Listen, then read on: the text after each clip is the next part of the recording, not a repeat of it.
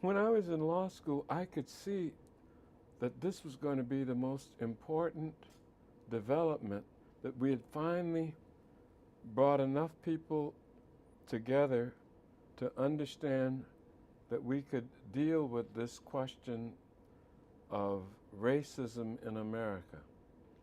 And I sensed that was history. I wanted to be there. I wanted to be with him. I wanted to be connected. I knew it was important. And it's so amusing now. Everybody was with King. Everybody wasn't with Martin King when he started out.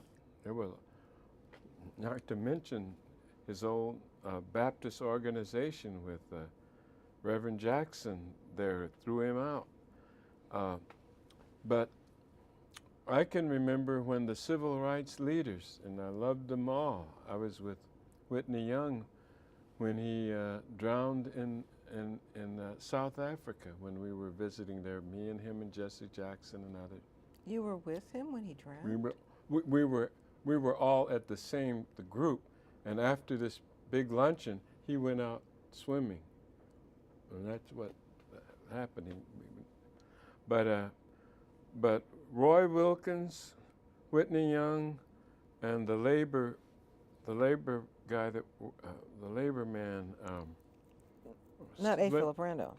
No, the fellow that worked with A. Philip Randolph that helped Martin put. Anyway, they all met, and they said, Martin, look, we got to rethink this thing, because you're getting ready to go into the South to begin to put together the struggle to end segregation in America. They said, it's not going to happen that way.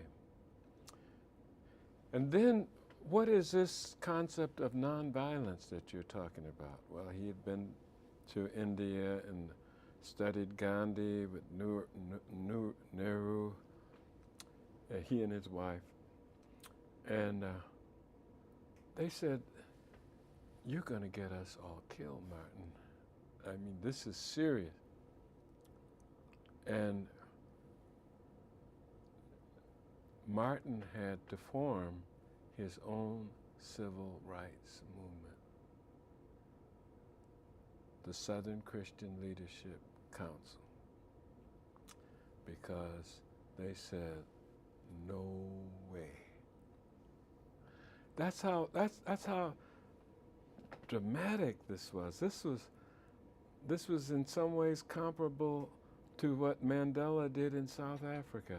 That finally, when this little lady wouldn't get off the bus or wouldn't change her seat.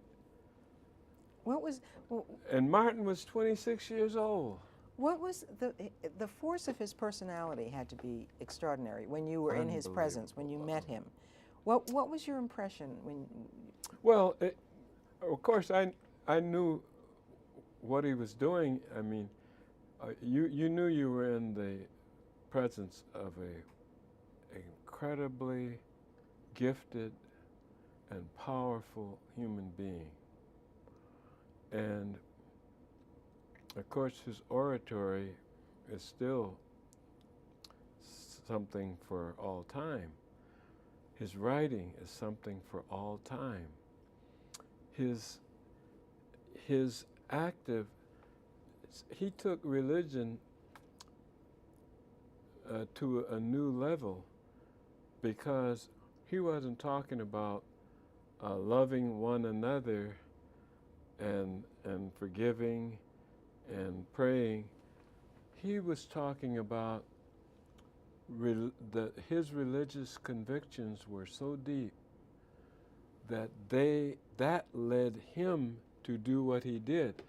He never, ever inquired or wondered about anybody's religious convictions or what form of Christianity or if they had any.